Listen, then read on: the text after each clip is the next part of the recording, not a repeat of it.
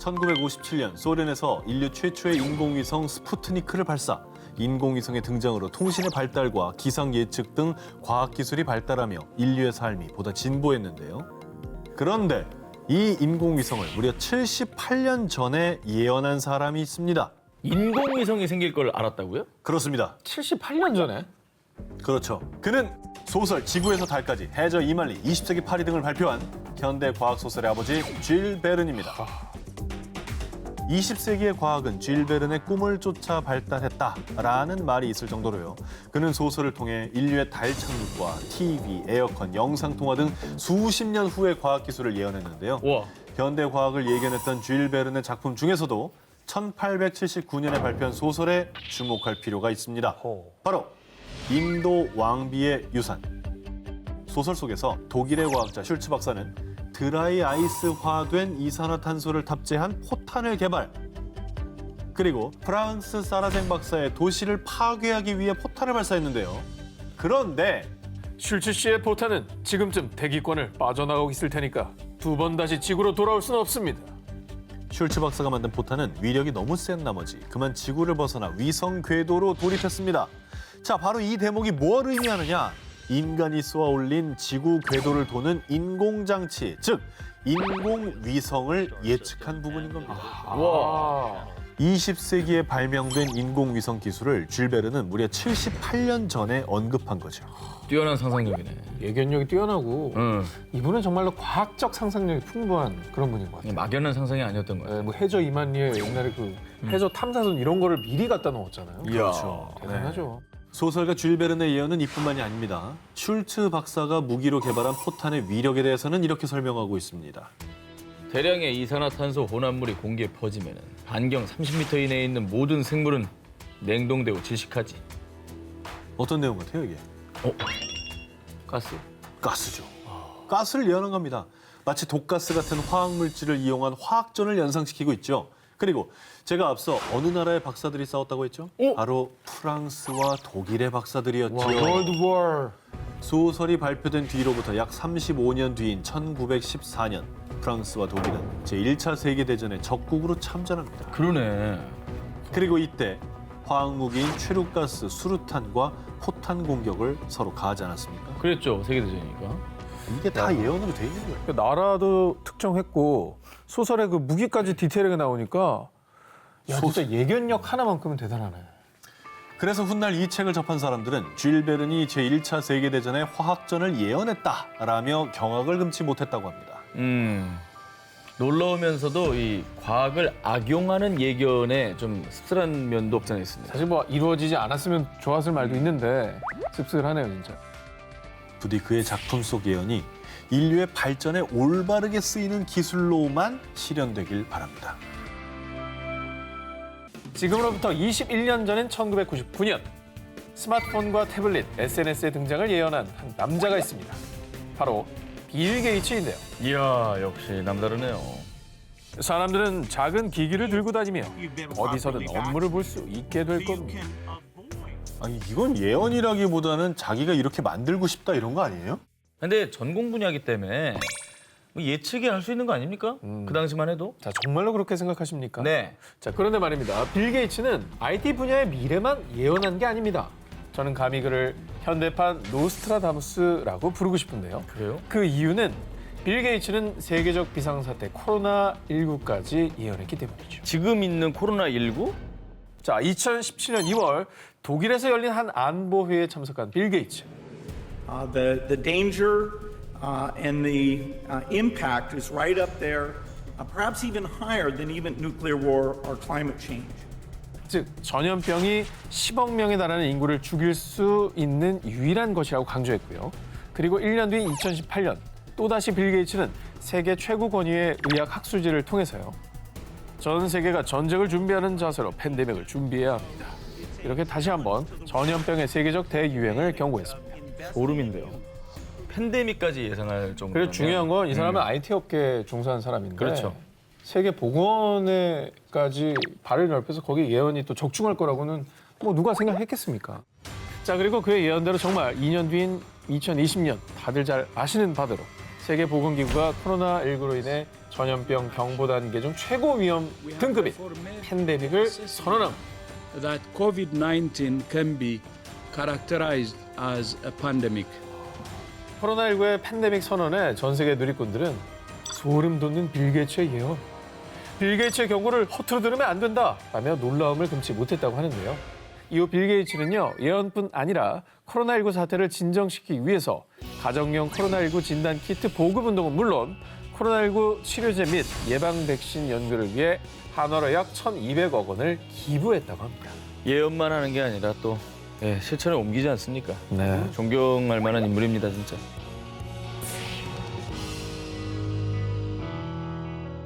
올해는 4년마다 열리는 세계인들의 축제, 세계 스포츠 대회가 열리는 해입니다. 2013년 아르헨티나에서 열린 IOC 총회에서 터키의 이스탄불과 스페인의 마드리드를 제치고 최종적으로 토끼요. 그런데 말입니다. 개최지가 확정되기 무려 25년 전인 1988년 네. 이것이 도쿄에서 세계 스포츠 대회가 열릴 것을 예언했습니다. 바로 일본 애니메이션 오토모 가츠히로의 아키라. 아키라? 1988년에 개봉한 일본 애니메이션 아키라는요. 제3차 세계대전 이후 재건된 2019년의 미래도시, 일명 네오도쿄를 배경으로 한 작품입니다. 이 작품 속 한 국회의원의 발언. 내년엔 세계 스포츠 대회를 앞두고 있단 말이야. 내년, 그러니까 2020년에 도쿄에서 개최될 세계 스포츠 대회를 위해서요. 전쟁으로 붕괴된 경기장을 공사하는 장면이 나옵니다. 그리고 2020 도쿄 세계 스포츠 대회 개막식을 카운트다운하는 광고판까지 등장하는데요. 우와. 오. 2020년이라는 거 아니에요? 그러니까 저 시점이 2019년이니까 그렇죠. 마치 요즘 만든 것처럼 돼 있죠. 야, 우와. 25년 뒤의 미래를 그때는 상상도 못했을 텐데 애니메이션을 예견한 거네요. 이 정도가 끝이 아닙니다. 또 있어요? 게다가 지난 3월 24일 일본 정부와 세계스포츠대회위원회인 IOC는 2020년 도쿄 세계스포츠대회를 내년으로 연기한다고 공식 발표했는데요. 7월 개최 예정이었던 도쿄올림픽이 1년 연기됐습니다. 이 애니메이션에서요 이미 예언을 하고 있습니다. 그 앞서 보신 광고판 저희 보면 중지다 중지라고 써 있죠, 낙서로. 정말 중지다네, 중지다. 중지에 도쿄 세계 스포츠 대회를 중지하라는 낙서가 적혀 있습니다. 어머머? 저걸 누리꾼들이 또 포착을 한 거예요. 게다가 더 소름 끼치는 건 애니메이션 말고 원작 만화책의 한 장면에는 WHO 전염병 대책을 비난이라는 글귀가 써 있다고 합니다. 저렇게요, 저렇게. 이를 두고 일본의 누리꾼들은 우연치고는 너무 기가 막힌데? 코로나19 때문에 취소되는 걸 예언한 거 아닐까? 라는 반응을 보였고요. 일본 곳곳에서는 아키라 속 예언이 담긴 간판을 실제로 제작해 도쿄 세계 스포츠 대회가 진행되는 것에 대한 경각심을 일깨우기도 했습니다. 중지다 중지 깨알같이 그랬었네. 재현돼 있네요. 웬일이냐. 그리고 더 소름 끼치는 건요. 아키라를 그린 오토모 가츠히로의 애니메이션 후속작에 우주선이 등장합니다. 근데 그 우주선의 이름이 바로 코로나예요. 에이. 저거 저 스펠링도 어디, 똑같아요. 어디? CORONA. 야, 이 작가분 예견력이 정말 대단하네요. 놀랍죠, 진짜.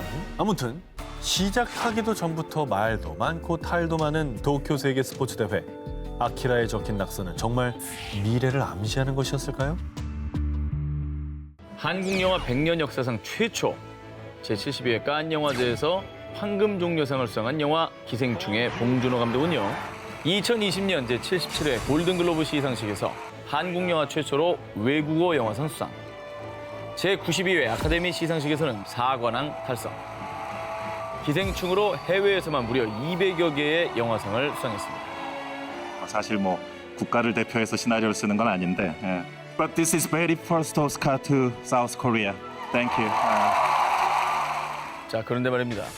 봉준호 감독의 골든글로브와 아카데미 수상을 예언한 분이 있습니다.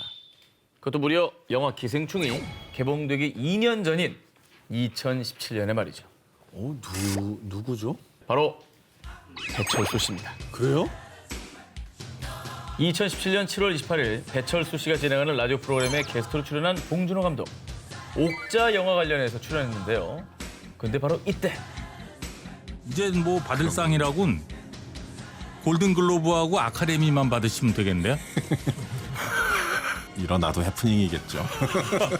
그래도 제가 볼 때는 지금 우리나라 감독이 골든글로브나 아카데미를 받는다면 첫 번째는 봉준호 감독이 되지 않을까요? 제일 가까이 가 있는 거 아닌가요? 예, 반박불가. 완전 반박불가죠. 이연이네. 그렇죠. 막연한 얘기가 아니라 예. 받는다면 봉준호 감독이 1호가 될 것이다를 예언한 거죠. 사실은 옥자 관련돼서 얘기 나누신 거잖아요. 그죠. 기생충은 아직 뭐 개봉도 하기 전, 그러니까 제작도 안 됐을 때인데 찍지도 않았겠죠. 정말 대단한 거고 사실은 후보 감독님들이 또 계신 거거든요. 이게 박찬욱 감독님도 있고 그죠. 김지훈 감독님도 있고 대단하신 감독님 많은데 콕 집어서 본 감독님 수석을 예견한 게 너무 놀랍고요. 최초까지 이거 마친 거니까 이건 적중이죠. 봉준호 감독이 오스카는 로컬이잖아요. 라고 말할 정도로요.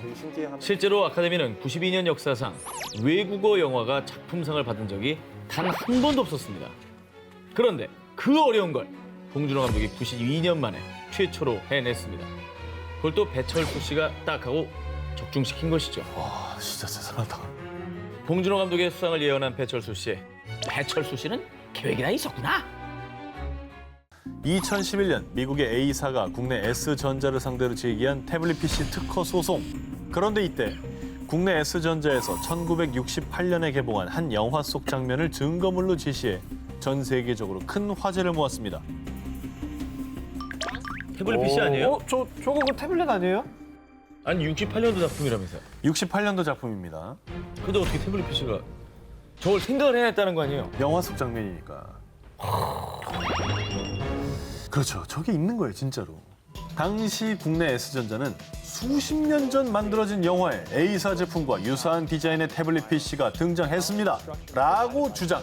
영화 속에서 태블릿 형태의 기계를 선보였고 미래의 삶을 예언했으며 이는 태블릿 PC가 미국 A사의 전유물이 아님을 주장했습니다. 국내 S전자가 증거로 제시한 영화는 바로 영화계 거장 스탠리 큐브릭 감독의 작품 영화 2001 스페이스 오디세이입니다. 이 영화는 SF계 3대 소설가로 꼽히는 아서 클라크의 동명의 소설을 원작으로 한 작품인데요. 놀랍게도 이 영화 속에서 우주인들이 직사각형 기계, 일명 뉴스패드로 뉴스를 보는 모습이 등장합니다. 와. 그리고 원작 소설 속에선 뉴스패드를 이렇게 묘사하고 있는데요. 우주인들은 뉴스패드를 우주선 정보 회로에 꽂은 뒤 지구로부터 온 최신 뉴스를 훑어본다. 지금 우리 일상 속의 모습과 비슷하죠? 그러네요. 작품 속의 뉴스패드는 디자인과 기능까지 우리가 사용하는 태블릿 PC를 떠올리게 합니다. 2010년에서야 상용화된 태블릿 PC를 무려 42년 전에 작품에서 예언했다는 게 대단한 거죠. 그 스마트폰도 없던 시절에 태블릿 PC를 떠올린 거네요. 저 감독은. 그렇죠. 아니 68년도면 제가 아는 건 한국에 컬러 TV도 없을 때였어요. 없었지. 예. 맞아요. 80년대 들어오지 않았나요? 그리고 TV 전체가 다 뚱뚱한 그 브라운관 TV 그걸로 보던 시절인데 그것도 안테나 이렇게 달아가지고죠. 이후에 사람들은 시대를 앞서간 SF 작품, 당신들 사실 미래에서 왔던 거지? 라며 놀란 반응을 보였는데요. 21세기의 혁명으로 실현된 20세기 거장들의 언블리버블 예언. 그렇다면 그들은 자신들의 예언이 법정까지 진출할 줄 알았을까요? 미래를 예언한 사람들 중 무려 86%의 적중률을 자랑한 사람이 있습니다. 우와, 이 사람은 진짜 믿어야 되겠는데요? 정말 귀가 얇으시네요. 86%는 자, 그 사람 바로 누구냐? 누구예요? 에디슨의 부활라고 불리는 천재 발명가 레이먼드 커즈와일입니다. 현재 G사의 엔지니어링 이사로 재직 중인 그는요. 시각장애인용 음성 변환기, 스캐너, 전자음악 기기, 신디사이저 등을 개발, 첨단 기술로 우리의 삶을 바꿔놓았는데요. 아유, 고마워 보이네. 이게 다 한 사람이 만들었다고요? 저분이 다 만든 겁니다. 자, 그런데 천재 과학자인 그는요. 수십 년 전부터 우리의 모습을 예언해 왔는데요. 1990년 커즈와일의 예언. 1998년까지 컴퓨터가 세계 체스 챔피언을 이길 것입니다. 자, 인공지능이 인간의 두뇌를 뛰어넘을 것이라는 예언이었죠. 하지만 1996년 인간 대 컴퓨터의 두 번째 체스 대결에서 최종 승자는 인간이었는데요. 당시 사람들은 컴퓨터 따위는 인간의 두뇌를 따라갈 수 없어 라며 커즈와일의 예언이 허무맹랑하다며 비판했습니다. 지금이야말로 뭐 알파고가 뭐 바둑으로 이세돌 구단을 이기는 시대가 됐지만 그게 이상하지가 않잖아요. 그렇죠. 근데 30년 전에는 상상도 못할 일인 건 분명합니다. 자, 그런데 놀라운 건요. 1997년 세계 체스 챔피언인 가리 가스파로프 대 인공지능 컴퓨터 딥블루의 체스 대결의 결과는 네. 인공지능의 승리! 인간을 이긴 슈퍼컴퓨터의 첫 등장에 당시 전 세계가 큰 충격에 휩싸였습니다. 야, 근데 진짜 저 때가 기억이 나요. 정말 충격적이었거든요. 미래를 과학적으로 분석한 커즈와일, 1999년에 밝힌 그의 예언. 10년 후에는 무인 자동차가 등장할 겁니다. 말도 안 되는 소리를 또 하십니까? 이랬을 거예요. 그래요. 1990년대라고 생각해보세요. 하지만 2010년 미국의 다국적 기업 G사에서 무인 자동차 첫 시범 운영에 성공한 겁니다. 이 밖에도 그는 3D 프린터, 음성인식 컴퓨터, AR 스마트 안경 등장을 예측했는데요. 2010년 그가 본인이 했던 예측들을 분석한 결과 147개 중 무려 126개가 실현됐다고 합니다. 아니, 그럼 진짜 궁금한 거는 커즈와일은 앞으로 다가올 미래는 어떻게 예측을 하고 계신데요? 불안해지는데요. 예측하고 있습니다. 있겠지? 커즈와일의 예측대로라면요. 2045년도에는 생명공학의 발달로 인간이 영원히 죽지 않는 영생의 삶을 살게 될 거라고 합니다. 아, 불로장생이 과학적으로 가능하다고? 2045년도쯤에는 근데 이 사람이 말하니까 아니라고 말을 못 하겠는 거죠. 그러니까 지금. 이제, 아니 그러니까 지금도 에이 하려고 하다가도 그러니까. 우리가 그의 예측을 비웃었던 그 과거를 생각해 보면 지금 예측이 틀리다고 장담할 수는 없을 것 같아요. 그래서 커즈와일은 현재 기술 발전의 속도를 전제로 하면 이거 가능하다고 예측을 한 겁니다.